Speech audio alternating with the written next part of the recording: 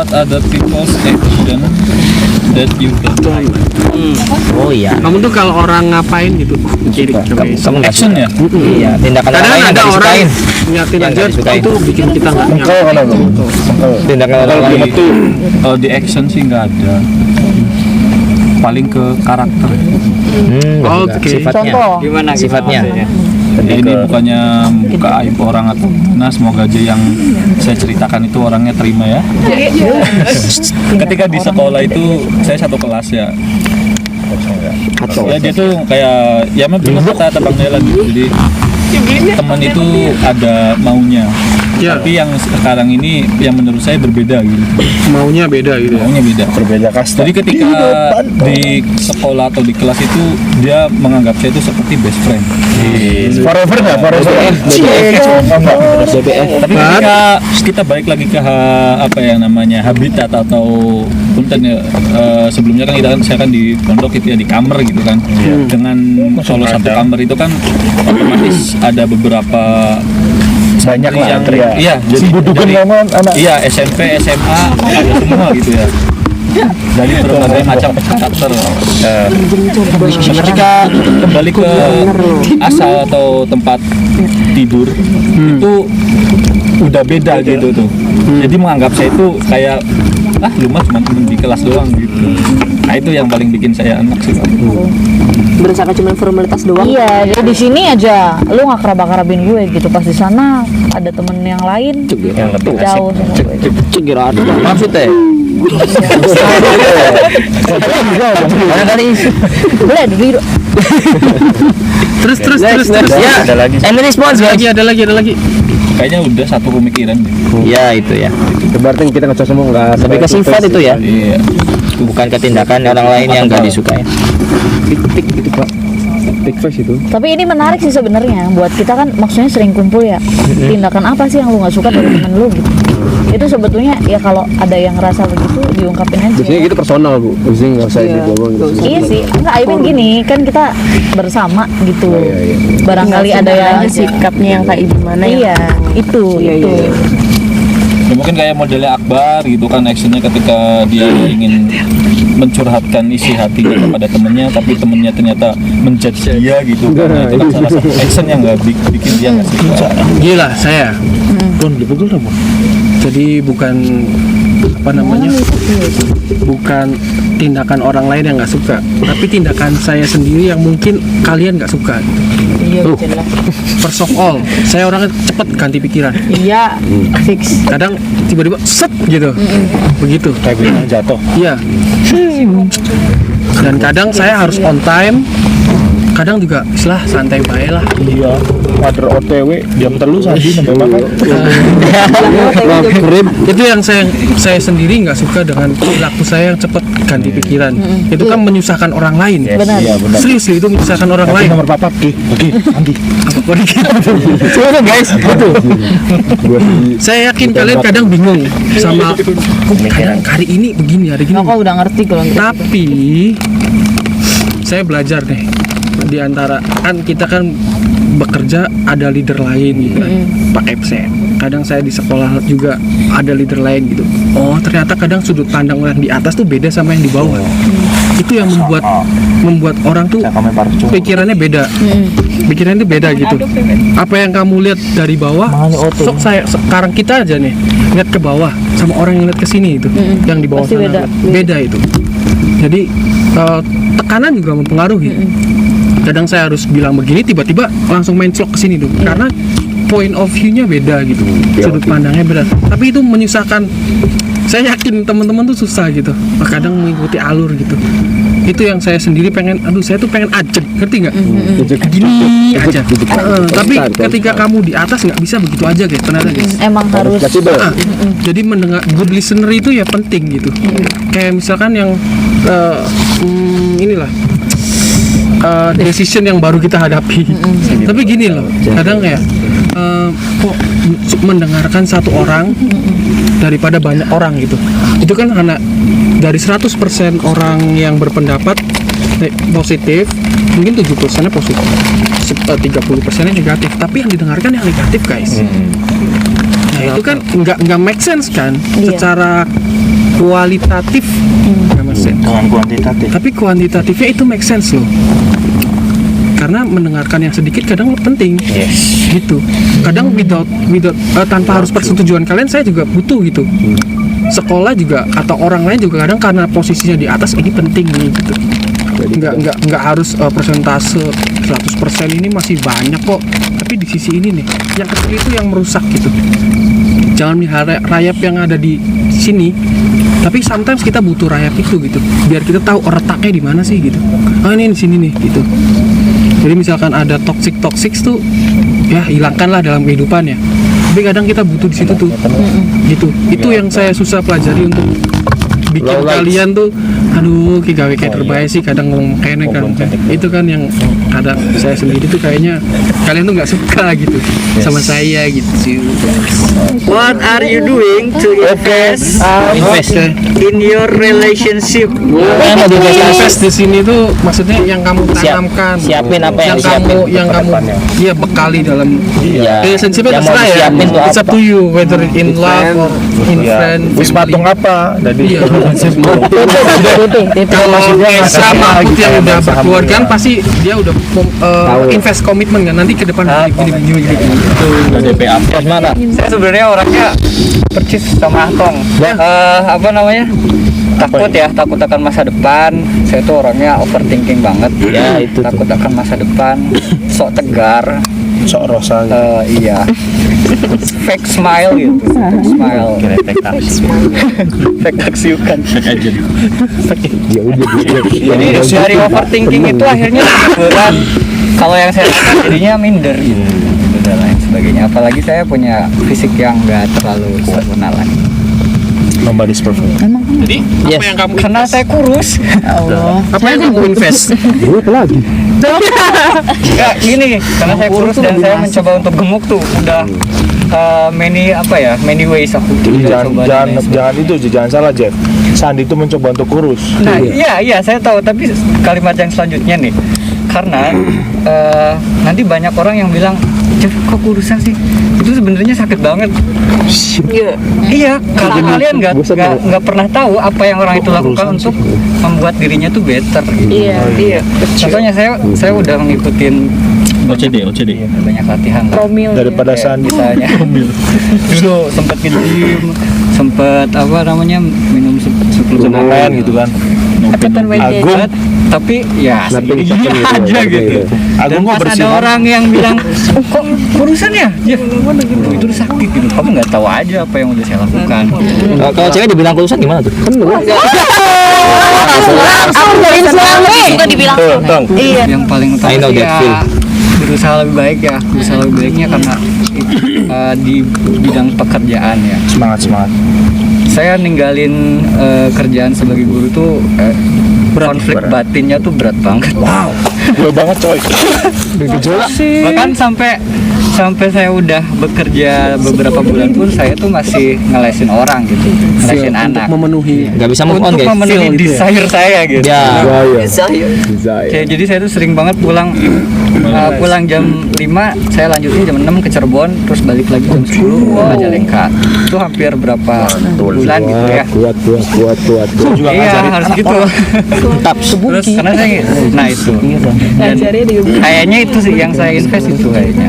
Untuk diri saya sendiri. For your future actually. Oh ya, for my future. So, sekarang masih ada activity itu Sekarang saya Ngajar. masih ada ngajar. di Cirebon. Hebat tuh guys. Cirebon. Kerja juga. Kerja lembur berbagai. Saya ini salah satu Hard worker. apa ya maksudnya Dulu malah gini ceritanya, saya ngumpulin Afirga, Ijem, siapa lagi ya? Rian ya. Itu saya pengen bikin kursusan gitu. Aris kursusan. Karena saya nggak mau kehilangan ini saya gitu, potensi saya di ngajar gitu. Tapi Yes. gagal gitu. Tapi saya sempat nyoba sendiri kok ke beberapa sekolah sampai promosi di desa saya gitu. Datang ke sekolah kayak Dais gitu kan, ngajarin proposal segala macam. Ya sekarang banyak cara lah untuk Iya. bisa memenuhi Menuju Roma. hasrat itu. Jadi saya ini sedikit cerita. Mau itu harus head to head versus murid atau one man show? Ya. Kayaknya itu sih yang saya invest ya. Jadi pun sama kasusnya kayak saya sebenarnya itu sangat berat meninggalkan kerjaan guru tuh coy. Serius, jadi hasrat saya tuh, saya ceritanya gini, dari dulu tuh saya tuh sering makan karena almarhum bapakku headmaster ya, kepala sekolah, jadi dia tuh selalu ngajarin kalau pengen jadi kepala sekolah sering makan das ayam.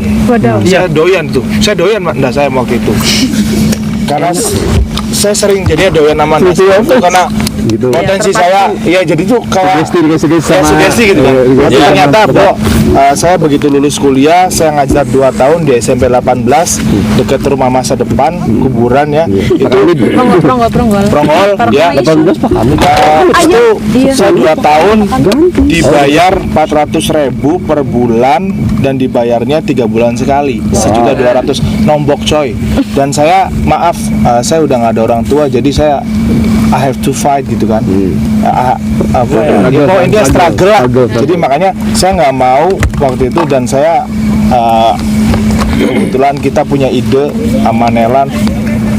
Belum DIS waktu itu. Waktu itu belum DIS. Waktu itu namanya NYC ya. NYC. Jadi, New York City. New York City itu terinspirasi dari New York City. Akhirnya kita bikinnya Now DIS. You Can. Now You Can. Sini. Ya akhirnya sampai saya itu nggak mau yang namanya kehilangan untuk ngajar tuh gitu kan.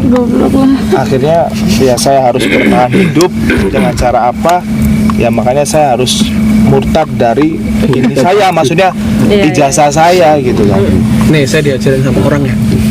Jadi kalau untuk ngajar emang finansial kurang, tapi apapun pekerjaannya ya. Jadi itu apapun pekerjaannya, ketika kamu konsisten 1, 2, 3 terus jalani waktu demi waktu, yang terbayar tuh nanti bukan masalah akhirat ya. Kamu akan dikenang sebagai ini nih one man show. For example, bukan saya membanggakan diri, Nelan itu DIS dari tahun berapa, itu bayarannya itu orang akan tahu semua gitu. Iya. Contoh lah kayak seniman nari atau apa seniman tuh bayarannya kecil guys. Tapi ketika terus akan disebut maestro. Kalau udah tua nanti konsistensi. Orang udah pada kenal dengan sendirinya itu maestro. Bayaran itu maestro gitu. Bukan ya nanti uang ngikutin lah. Walaupun ya pahit-pahit dikit. Makanya jangan bertahan di satu ini. Why do you move so slowly in some part of your life?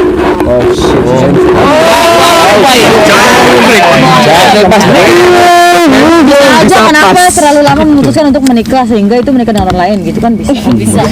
Saya tuh suka momen yang sad guys. So sad man.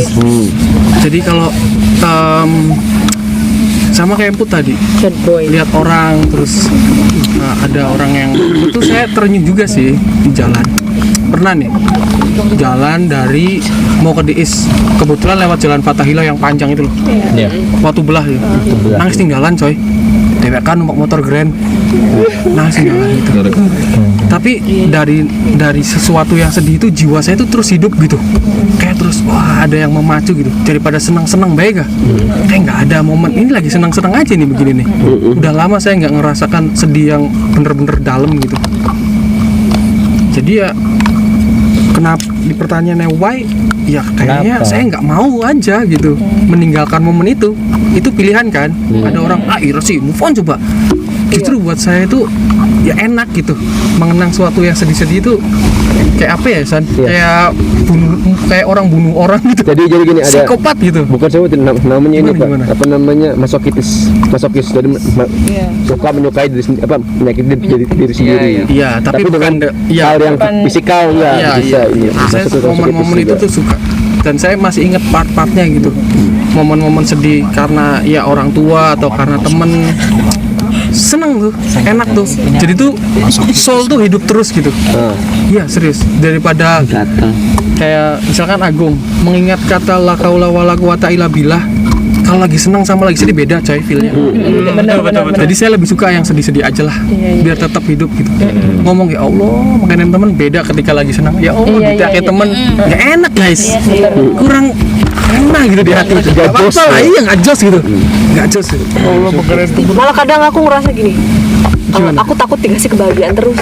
Kalau kasih kebahagiaan tuh kayak gitu, ngerasa jauh dan lupa sama orang. Benar. Jadi kalau misalnya kadang dikasih yang nggak enak, yang pahit hidupnya, Kita malah jadi lebih nikmat dekat gitu ya. walaupun pahit.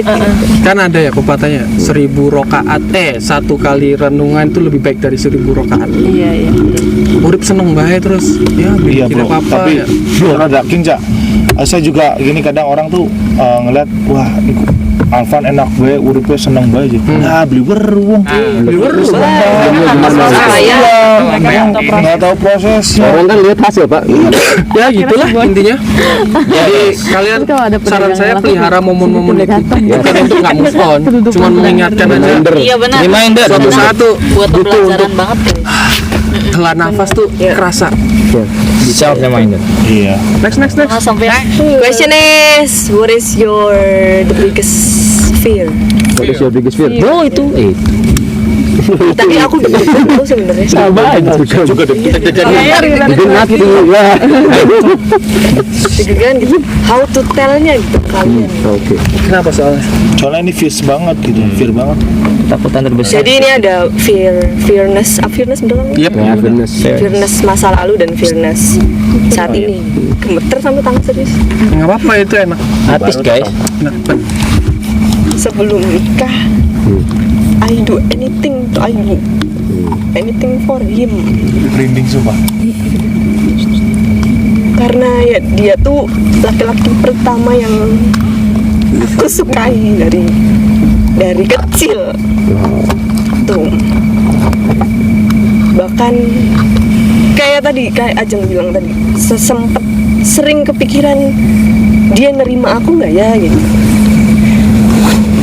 Dan aku tahu dia orangnya Baik-baik aja. enggak. Aku dengar cerita Kalvan juga yang dia belajar berubah gitu kan, ditambah orang tua nggak ada, dia orang tuanya nggak ada, dia banyak perempuan, tapi aku menerima, aku maklumin karena aku tahu mungkin dia mencari perhatian di lebih dari satu orang.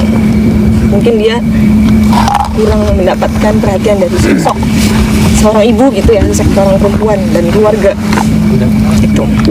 So wise. Nah itu Terus. dan waktu udah nikah pun ya ada nyangka nggak nyangkanya gitu dia jadi jodoh saya, walaupun nggak tahu dia ya merasa jadi jodoh saya terpaksa atau enggak. Pas di saat dia ngelepas saya begitu aja,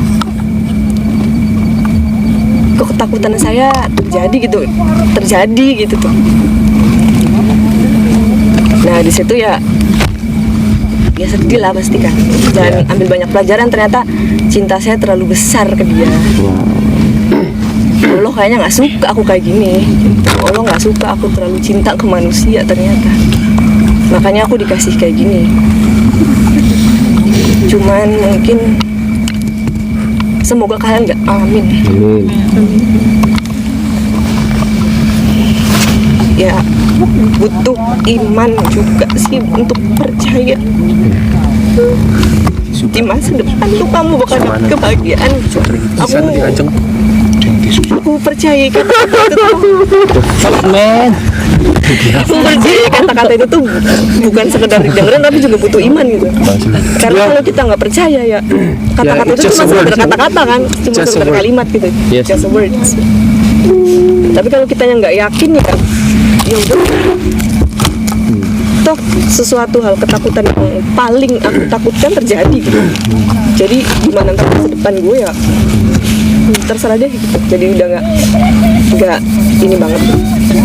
Tapi ya mungkin time by time.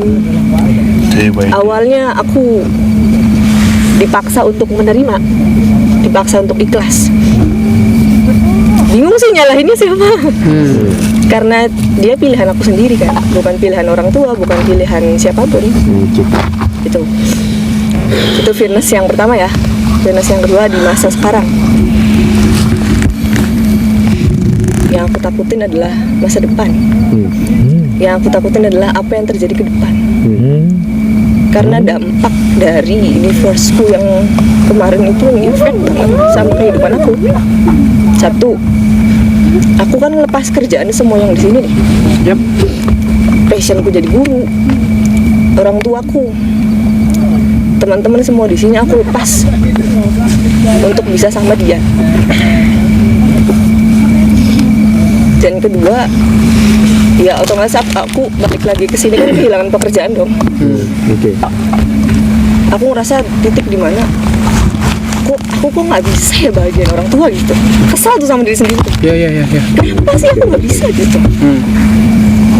Aku kuliah, sekolah bener, dapat ranking terus ibaratnya gitu kan ya, buat senengin orang tua gitu. Ya, beasiswa dapat ya. Beasiswa dapat, kuliah pun laut gitu tuh. Kalau boleh sombong. Gak apa-apa sombong. Tapi- Harusnya dipertanggungjawabkan. Tapi ternyata hal itu tuh yang nggak bisa bikin orang tua aku bahagia.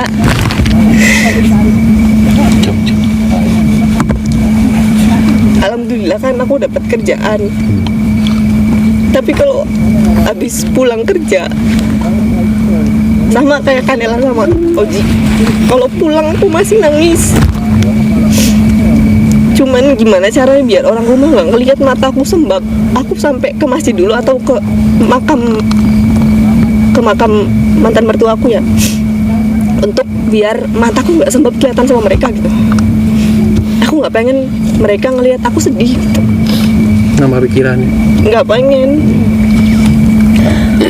Dan itu tuh susah gitu.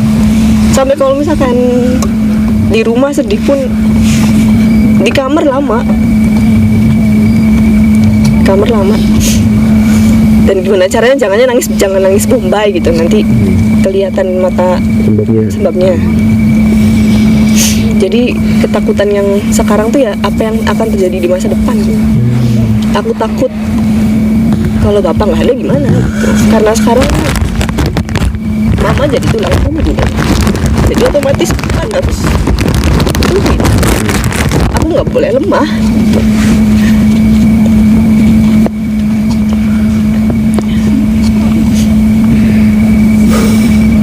Ngerasa di mana ya Allah, kok kenapa aku nggak pernah bisa bahagian orang tua aku ya, malah ngebebanin terus kan gitu. Ada kalimat bilang gini, kebahagiaan orang tua itu kan menikahkan anaknya kan. Aku ngeliat banget bapak mama waktu aku nikah ini mereka bahagia gitu mukanya. Apalagi nanti kalian jadi orang tua kalau punya anak perempuan, gimana rasanya udah dibawa anak orang, dipercayai itu orang, terus ketika anak lu salah sedikit deh karena bukan manusia sempurna ya, dan anak cewek lu dipulangin ke rumah, lu balik lagi dengan baju-bajunya. Mereka cuma bilang dengan balas dendam nggak akan merubah masa depan aku. Nggak bener juga.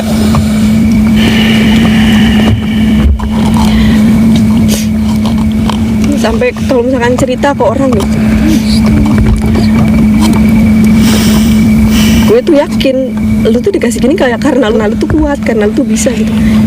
Iya, mungkin kalimat itu ada benernya, tapi yang ngejalanin prosesnya tuh, aduh, ini kapan nih gue move on gitu tuh kalau gini terus, nih kapan nih gue move on nih, keinget lagi gitu, sakitnya masih berasa. Jadi untuk melangkah nih sejam ke depan bakal kayak gimana nih, Iya. apa yang terjadi ke depan nih buat saya nih, ujian lagi gitu. Tapi yang namanya manusia kan cuma bisa apa sih selain nerima. Berontak itu nggak akan menyelesaikan masalah, yang ada nambah masalah. Mungkin orang-orang yang kenal aku juga nggak akan menyangka. Kadang aku juga mikir, kenapa sih dari 7 miliar manusia yang di dunia itu aku kebagian gitu, bagian ini tuh aku kebagian. Jadi tuh ya Dan sebenarnya kenapa aku kuat sampai sekarang ya karena doa ibu sih, karena doa ibu, karena doa bapak juga. Dan aku kalau misalkan habis pulang kerja nangis atau kalau misalkan nangis gitu ya, di depan bapak aku berusaha ceria, di depan mama aku berusaha ceria, walaupun sesek dalamnya. Iya, itu tinggal gitu, iya aja lah. Sama kayak Kak Jivi, ngerasa kayak lu nggak tahu gitu tuh fightingnya gue gimana gitu. Makan yang banyak coba gitu. Jadi dibalik kegilaan aku juga ya itulah sisi lemahku. Ibaratnya kalau iman itu ada naik turun, kalau mental itu ada up and down-nya gitu sama sih. Iya. Ada kuat ada lemahnya. Jadi nggak bisa stagnan. Salut istimewa.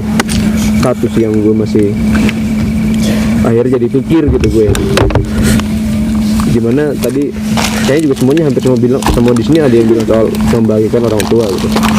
Itu kayaknya something yang sebegitu sulit kayaknya sih gitu yang gue lihat. Cuma ya kadang kalau dipikirin aja kan nggak ini gitu, jangan jadi beban berlebih kalau bisa sih gitu. Gue paham gitu. Cuma ya